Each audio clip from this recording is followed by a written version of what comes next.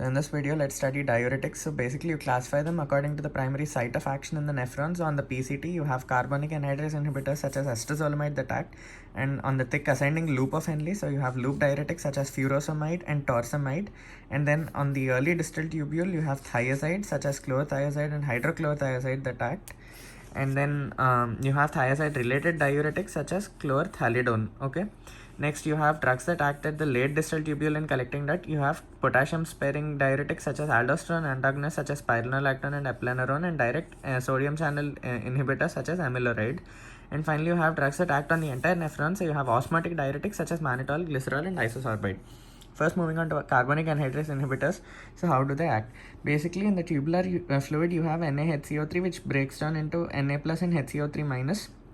Okay, so basically you have in the tubular fluid water and carbon dioxide. It diffuses into the tubular cell, and then this combines to form H2CO3 in the presence of carbonic anhydrase enzyme, and then it splits up into H plus and HCO3 minus ions. Remember, in the PCT you have a sodium hydrogen antiporter, so H plus ion is released back into the urine containing tubular fluid. Okay, it combines with HCO3 and the cycle is repeated, and then a sodium ion is taken into the tubular cell, and the HCO3 and sodium are now, the original ones here are now put into the blood. Okay, that is how the reabsorption occurs, because you have sodium channel, potassium channel in every cell. Okay, so what happens is, this is the basic thing. So when you give acetazolamide or carbonic anhydrase inhibitor, what it does is basically prevents the carbonic anhydrase enzyme and prevents the formation of H plus. So sodium hydrogen exchange is prevented. At the same time, there is no H plus to buffer this bicarbonate, so NaHCO3 is excreted as it is in the urine. So the net effect is loss of sodium and loss of K plus and HCO3 minus in the urine. So because of HCO3 minus in the urine, there is alkaline urine. So acetazolamide is not used as a diuretic because of its low efficacy. It is used in following. So acetazolamide, acute, okay, AC. So acute glaucoma, because it decreases intraocular pressure by reducing the formation of aqueous humor. Okay, and then it is used to alkalinize urine, okay, in acidic drug poisoning. At the same time, it is used in acute mountain sickness to decrease cerebral edema risk. Okay, so it decreases the cerebrospinal fluid formation. Similarly, it decreases ocular fluid formation, and also it decreases the pH. Okay, so basically, acetazolamide causes acid increase in the body. Okay, what are the adverse effects? So basically you have hypersensitivity reactions, metabolic acidosis, because H plus ions are not going into the urine, they are reserved. Okay, so metabolic acidosis, hypokalemia, hyponatremia, and all that. So contraindications. So basically, when the urine is alkaline ammonium is not excreted in the alkaline urine. It increases in the liver and it causes hepatotoxicity, so you cannot give it in liver disease. And also in acetazolamide, there is metabolic acidosis, right? And in chronic obstructive pulmonary disease, you are not able to respire, so there is a buildup of CO2 and H plus in the body, so metabolic acidosis. And this is worsened when you are increasing acid by giving extra acetazolamide. Okay. Next, osmotic diuretics act on the entire nephron. They include mannitol, glycerol, and isosorbide. So basically, mannitol is administered intravenously. All other diuretics, they can be given orally. Okay, remember this. It is neither metabolized in the body nor significantly reabsorbed. So what it does is, it should, mannitol as an osmotic diuretic, it should fit this criteria. It should not be freely filtered. It should not be reabsorbed. There should be no metabolic chemical reactions, and it should have an osmotic effect. That is why it's an osmotic diuretic. And remember, osmosis, via this process, it loses all the ions. Okay, so what is the mechanism of action? So mannitol, when you give it into the blood, IV draws water from tissues by osmotic action. So this results in an increased excretion of water and electrolytes. So 20% mannitol IV infusion increases the osmolality of plasma. So there's a shift of fluid from ICF to the ECF, and then there's an expansion of ECF volume, which increases the GFR. Hence the urine volume is increased, and at the same time, there's an increase in the osmolality of tubular fluid. Passive reabsorption of NaCl decreases. So the net effect is increase in urine volume, and osmotic effect loses all ions, right? So it loses all ions, Na plus K plus Ca plus Mg plus Cl minus HCO3 minus and phosphate. So what are the uses? So basically, it is used to reduce elevated intracranial tension. Acetazolamide, intraocular tension reduces, and mannitol reduces intracranial tension. And it is also used in glaucoma again. So mannitol, glycerol, and isosorbide are used to reduce elevated IOP in acute congestive glaucoma. Mannitol, basically it causes the kidneys to excrete more urine, right? Osmotic effect. So it tells the kidneys to keep functioning. So it is used to prevent renal shutdown by telling the kidneys to keep excreting, okay? And basically it's an osmotic diuretic, right? So it is useful to maintain the osmolarity of ECF after dialysis. So what are the adverse effects? So in Acetazolamide, the adverse effects were liver toxicity, ammonia, and COPD, chronic obstructive pulmonary disease. Here it is pulmonary edema, okay, because too much quantity of IV mannitol, what it can do is it can lead to expansion of ECF volume, which causes pulmonary edema, okay, headache, nausea, and vomiting. Whenever there is pulmonary edema, right left heart failure, okay. So contraindications, it is contraindicated in congestive cardiac failure and pulmonary edema because by increasing osmolality of ECF compartment, it increases the load on the heart. Moving on to loop diuretics, they are also called high ceiling diuretics, okay. So in the ceiling you have loops for fans, right? So high ceiling diuretics because they have high efficacy. So mechanism, what are the important ones? Furosemide, భూమి మీద torso dance చేస్తావు, so bumetanide and torsemide, okay. So mechanism of action, basically remember that loop diuretics lose all ions, loop loses all ions, even calcium, okay. So it causes hypo of all ions. So mechanism of action, it blocks the Na plus K plus 2Cl minus co-transporter in the thick ascending loop of Henle. So basically you have the sodium potassium pump, okay, which is transporting too much sodium outside into the blood from the cell. So Na plus K plus move into the cell, 2Cl minus along with it, so this import, and Cl minus also moves into the blood. So you're blocking this in loop diuretics, okay. So this is the basic mechanism of action. So what happens? Then there is an increased excretion of sodium and chloride in the urine, and when lots of sodium is lost, some of that sodium, extra sodium which is being lost, is exchanged for K plus. So K plus is also being lost. So K plus, Na plus, and chloride all are being lost. And furosemide also has weak carbonic anhydrase inhibiting activity, just like acetazolamide, weak acetazolamide activity, hence it increases the excretion of HCO3 minus also. Loop loses all ions. Loop diuretics also increase the excretion of Ca plus 2 and Mg plus 2. Loop loses all ions. So they're also called high ceiling diuretics because they're highly efficacious. They have maximal sodium excreting capacity when compared to thiazides and potassium sparing diuretics. So again, they're given by oral, IV, IM routes, but oral, remember everything is oral. Rapidly absorbed through the GI tract. Furosemide, it is furious, right? So it has a rapid onset of action and a short duration of action. So bumetanide and torsemide, just opposite to it, orally and parenterally, okay, but better oral bioavailability because they're slower, and torsemide has longer half-life than others. Just write these points. Next, loop diuretics. Remember loop, okay, write like this, loop. So edema, so it is used in initial stages of edema, renal and cardiac edema. They're also used in hepatic edema, so vigorous diuresis should be avoided. Next, loop loses all ions, right? So it loses calcium also. So if there is hypercalcemia, you can use loop diuretics to lose that calcium and promote the excretion of calcium in urine, okay. Next, in pulmonary edema, how do they act, okay. Edema, okay. Loop, it looks like a gland, right? So gland, prostaglandin, it increases prostaglandin synthesis, so increases renal blood flow, and also prostaglandins dilate the systemic capillaries. It results in a shift of blood from pulmonary to systemic circuits, so it provides quick relief from pulmonary edema, okay. So remember this point, loop diuretics alveoli look like loops, right? So pulmonary edema, use loop diuretics. Next, hypertension. Loop diuretics can also be used in hypertension associated with CCF and renal failure and everything. So what are the adverse effects? So also to prevent volume overload, when you are giving too much blood, you also remove a lot of that blood by using a loop diuretic.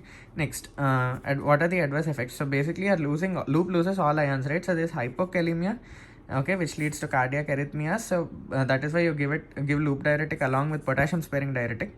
And then you can also treat it by K plus supplementation. There is hyponatremia, there is hypocalcemia, there is hypomagnesemia, but there is hyperlipidemia because triglycerides and LDL increase, hyperuricemia which can precipitate gout, and hyperglycemia which is because of decreased insulin synthesis. Secretion. So hyperlipidemia, hyperuricemia, hyperglycemia, and rest all ions are hypo. Also ionic imbalances. In the middle ear, you need ionic balance for hearing. So when you can't do that, when there is ionic electrolyte imbalance, ototoxicity, okay, it manifests as deafness, vertigo, and tinnitus, okay. Next, hypersensitivity, you have all this. Drug interactions, so furiously, so lithium, furosemides into lithium, so it causes hyponatremia, because of lithium dependent sodium dependent lithium absorption, etc. Next, furiously dig digoxin. Okay, so they cause hypokalemia, which increases the binding of digoxin to Na plus K plus ATPase, leading to digoxin toxicity. So lithium toxicity, digoxin toxicity. Next, NSAID. So furiously dig for NSAIDs. Okay, so they all of them furosemides, they cause PG synthesis, and NSAIDs inhibit PG synthesis. Okay, so it's a neutralizing effect. And furiously dig for NSAIDs amicably. Okay, so amiloride, amicably. Okay, so it is an amicable relation because furosemide causes hypokalemia, amiloride conserves potassium. Okay, so they both neutralize the effects. Okay, synergistic effect. Moving on to thiazides. So mechanism of action, basically they act at the distal tubule. In the early distal tubule, they inhibit NaCl import. So what do? They increase NaCl excretion. So because Na is being excreted more, it is exchanged with K plus, so K plus excretion is also more. There is increased exchange of Na plus K plus in the distal tubule, which results in K plus loss also. Some thiazides also have weak carbonic anhydrase inhibitory action and increase HCO3 minus loss. There is a net loss of sodium, potassium, chloride, HCO3 minus in the urine, but loop diuretics lose all ions, but thiazides, they conserve calcium. Thiazides conserve calcium and decrease calcium excretion. Okay, so pharmacokinetics, again orally excreted in urine. Next, uses.